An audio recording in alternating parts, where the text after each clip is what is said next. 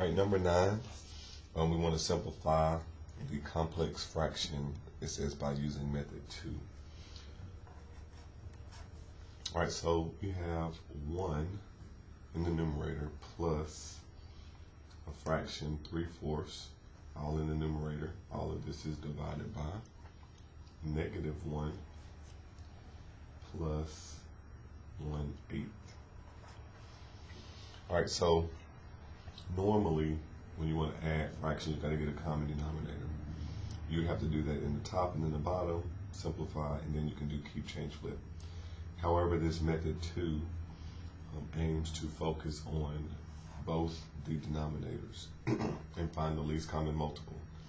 So if you don't know how to do that, like start with the smaller one. Can you multiply something times 4 to get it to equal 8?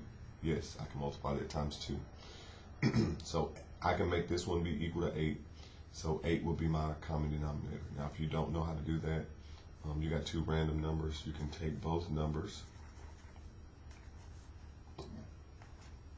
and break it down to prime factorization.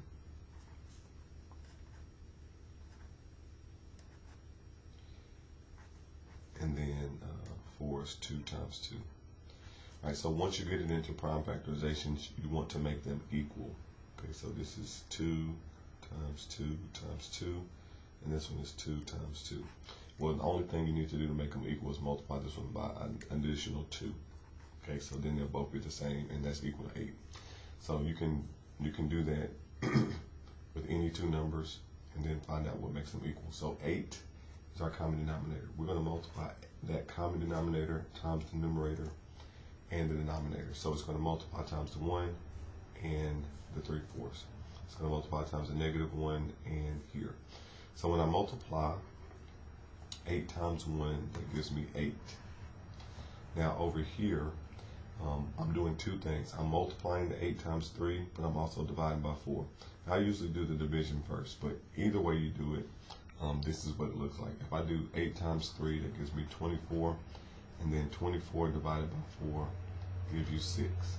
I like to divide it first, so I'm multiplying by 8, but it's also getting divided by 4. So if I do the 3 over 4, and I multiply by 8, 8 divided by 4 is 2.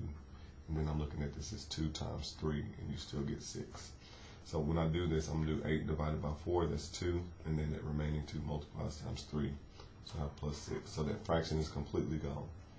And then on the bottom, -8, when I multiply 8 times -1, same thing here, 8 is being canceled out by 8. That's the whole reason why we pick that number, so we'll get rid of both fractions at the same time. And then we have a plus 1 left. So now I have just a regular fraction. Whole numbers, I can add 8 plus 6 is 14. This will give me a -7, and I can divide that and get a -2. So anytime you see a mixed crazy fraction like that, just get the common denominator from the numerator and denominator, and you can multiply through, and it'll simplify very nicely.